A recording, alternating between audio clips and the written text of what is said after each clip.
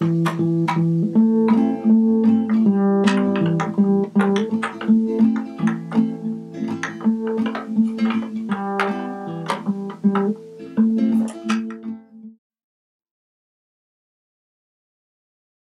is about how, when I was driving a van for a nursery school in Minneapolis in the 1990s, I wasn't the worst person to be doing it. I was a fairly good person to be doing it. Driving these little kids around, 3, 4, 5-year-old kids, in this rich part of Minneapolis called Kenwood. There was a variety of kids, of course. Some fairly poor and subsidized, some very rich, were not subsidized, and lived around Lake of the Isles for the most part. One little boy was particularly rich, but he wasn't the happiest child in the van. He wasn't the most miserable either.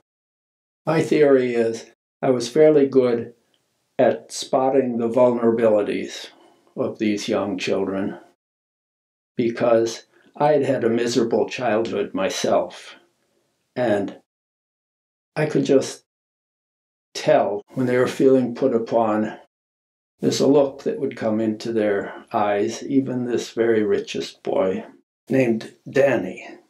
He lived along Lake of the Isles, but he had a sense of play, too.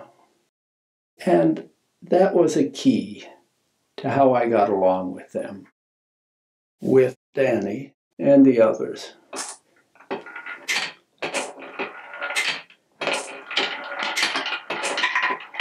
Because I think one skill I had that a number of other adults seem to have lost is this sense of play. I haven't lost it even now. I used to say to the kids sometimes,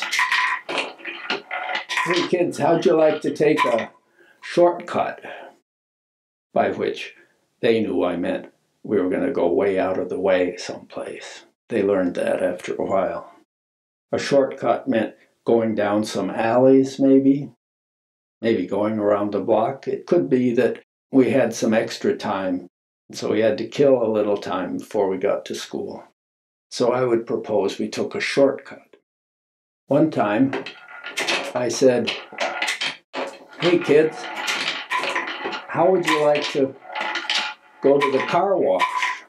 Evidently, they'd never been to a car wash before. Maybe their parents thought it would be too terrifying for their little angels to go through a car wash and have their luxury car jostled. Maybe they sent someone else to wash the car. I don't know. I quizzed them carefully, these 10 or so kids who were in the van at that moment, to see if it scared them in particular to go to the car wash. And there was one little boy, Huey, who looked kind of scared when I mentioned the idea. I said, "Now, Huey, it might seem a little risky at first. We'll get in there and there'll be big brushes brushing the van, and there'll be water coming down and jostling it, and we'll be bouncing a little bit. But it'll actually be fun, and it'll be perfectly safe. I promise you, it'll be perfectly safe." "It'll be safe," he said. I said, "Yes, Huey. Don't worry about it. We won't do it if you're scared of it. If you're too scared, we won't do it. What do you think? Would you like to do it or not? It's up to you. We don't have to do it." And he thought about this for a minute. He said, "I'd like to do it, if it's safe." I said, "It will be. You'll see." So we drove into the car wash, and these kids were bouncing around in their car seats and their harnesses. They were kind of excited. Some of them had never been in a car wash before, for sure. We got in there. It was lots of fun. It was good laughing and screaming. And we got out, and I said, "Okay, kids, now the van is nice and clean. And we don't have to be embarrassed driving around the city anymore in a dirty old van. They were pleased at that idea, but they had really enjoyed it. And the next day when Huey got into the van, he was quiet for a while. I could tell he was thinking about something. I studied him in the rearview mirror. I said, "What's on your mind, Huey?" And he said, "Could we go to the car wash again?" I said, "Maybe someday, Huey. The van's nice and clean right now. Sometime. I'm glad you enjoyed it." And we did other things that were fun. One day, to pick up this one little girl, we had to go around a block and then down an alley to come out the alley to be going the right direction on a one-way street, 28th Street, that was heading east, I believe, east, so that I could be on the right side of the street for picking her up. And I noticed when we got to the end of the alley, just about to make the right-hand turn to go a few houses down to pick her up, I noticed there was this rough, brambly bush, and it was late fall by now. The leaves were off this bush. It was a kind of a hedge sort of bush. And so it was just the skeletal, gnarly branches of this bush. And there, suspended almost in midair as part of this bush, not far from where we were sitting, only 4 or 5 feet off to the side from where we were sitting, was a blue plastic brush, a hairbrush, in these brown and gray branches. It was accented perfectly by the branches. It was just sitting there at an angle. I said, "Hey kids, look at that brush. There's a brush in the bush. A brush in the bush." And they repeated it. They loved the sound of that. And every day after that, when we turned down the alley or when we were getting close, they knew when we were getting close. "Can we look at the brush in the bush?" And we'd go past the brush in the bush. We all knew we would go past it, but they wanted to ask first to build up some excitement. And we'd talk about it, and we'd stop beside it, and we'd repeat that there was a brush in the bush. It was always there. It was always blue. And then in the winter time, the snow covered it up, and then the snow melted, and there was the brush in the bush. At one point, near one of the stops,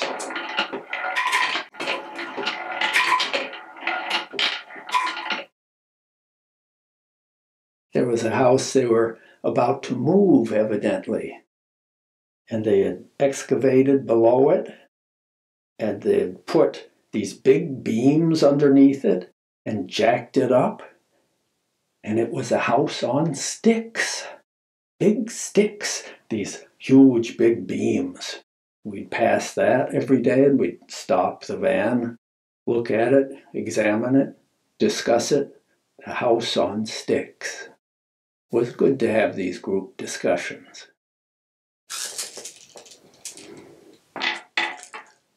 But the very most comical thing that happened, and the most embarrassing, of course, to me personally, came one very cold January day. I think it was maybe 5 degrees at the most. I'd backed the van in beside the school. I'd opened the doors, shepherded the kids out of the school with my assistant who helped seat them, and she also sat in the front. There were 2 seats in front. We got the kids all lashed into their car seats. We were ready to go. And then I was kicking around with my feet, and just by odd chance, at that moment, the fire extinguisher that had been mounted under my seat with some sort of clip managed to come loose and roll out, and I hit it with my foot, and suddenly it activated, and the whole van, it seemed like, filled up with this chemical powder. This pale yellow chemical powder. And the full force of it came right in my face. A little dust went back further in the van. I hustled the kids out in a big hurry and got them back into school. I went racing inside myself, went to the bathroom and washed this dusty muck off my face, brushed it out of my beard as well as I could, and then went out and tried to clean the van fast so I could get these kids home. The powder didn't taste great, I have to say. It didn't look great on my mug, but that wasn't my main concern. My main concern was a mix of embarrassment and concern for these kids with their hypersensitive parents, terrifically critical of anything that might harm little Junior's health. And this was a good case for them to take up, actually. No one ever complained about it as it happened. They complained about other things, large and small, but not about this. They must have heard about it. Later on, I took the van to a high-grade car wash where they washed out the whole interior for me. I had to pay for it, but they washed it out and vacuumed it and cleaned it out. Not chemically, probably not what I should have done to suit every letter of the law, but how many laws are there, really, about exploding a fire extinguisher inside a nursery school van? Probably not many legislators have thought of the great need for a law for this. And it had been so cold when I was washing out the van. I had to open the windows and let the wind blow the dust out as best it could. So it got very cold inside the van. I had this wet sponge in my hand in this 5-degree day. I was freezing. My fingers were falling off. That was all comical. But the best part was the next day when I loaded the same group of kids in. Carefully seated, we were ready to go. There was a moment of silence. And then there came the thin, shy voice of little Huey from the middle seat back. Little Huey saying, "Richard, can we do that with the fire extinguisher again?" It was a high point for everyone. I had to say, "I'm sorry, Huey. We can't do that every day. Maybe someday it'll happen again if we're very lucky, but not today, I hope." Huey wasn't the only shy, insecure child in the van. Now, Huey actually was very smart. He wasn't insecure in some ways, but he was shy. There was another kid, Alan, who was shy and insecure, and he had just a bit of a speech impediment. I forget if it was R's or L's that he couldn't quite pronounce, but his speech came out even more hesitant because of that. Well, one day we had a couple of cancellations, so we had some extra time to deal with. And when we were at our easternmost point in the route, picking up children for the afternoon session, I said, "Say, kids, I got an idea. I've been seeing your houses all this time. Would you like to see what my house looks like from the outside?" Talk about a thoughtful silence. This really stunned them. And then I realized they didn't think I had a house. They associated me, these kids did, with my van. I was Richard, the van driver. They only saw me in conjunction with the van. So the idea that I might have a house myself that I went to when I wasn't with them took some getting used to.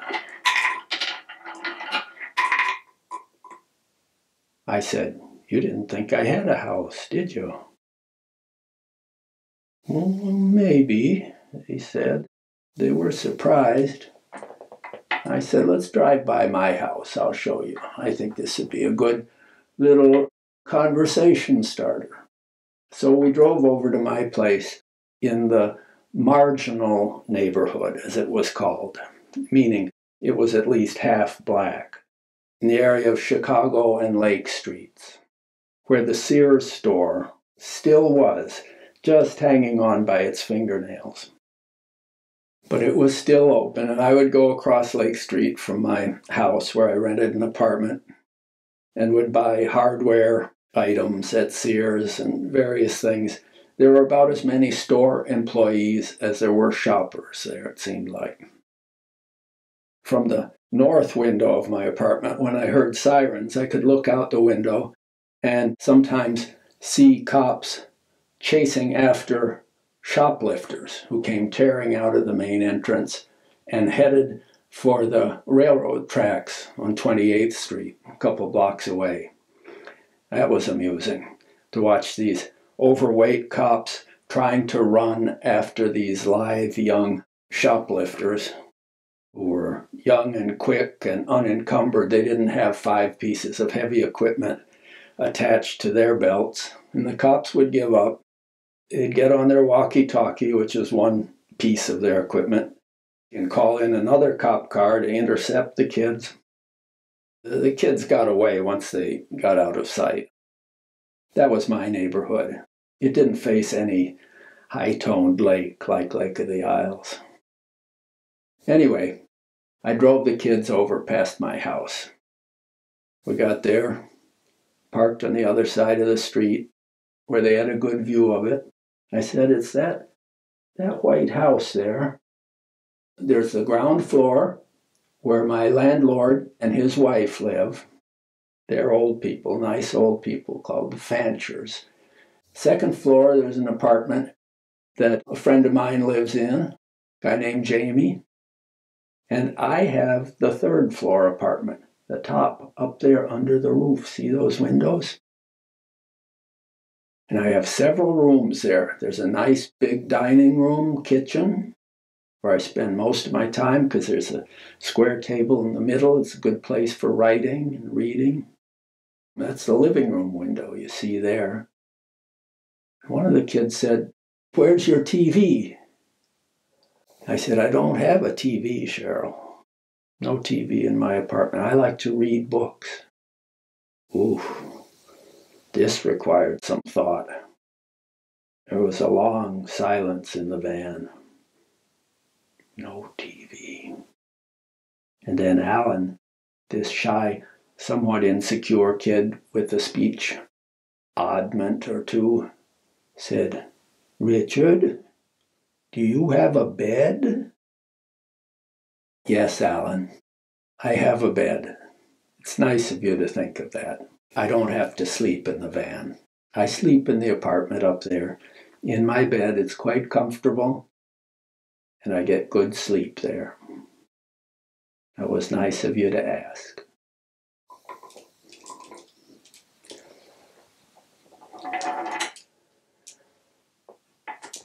But the most interesting remark I overheard in the van, the most poignant, wasn't part of a conversation I had with a kid. It was just a remark I overheard of the child talking to himself. It was Danny, the child of one of the 50 richest men in Minnesota. Slightly overweight, slightly shy, unsure of himself, but not completely unhappy, Danny, who sat in the back seat. They all had their assigned places, and they all sat in the same seats because they needed the same model of car seat to deal with their particular build and weight. He was sitting in back, and the hubbub died down enough that I could hear him. I was studying him in the rearview mirror because he looked especially thoughtful that day.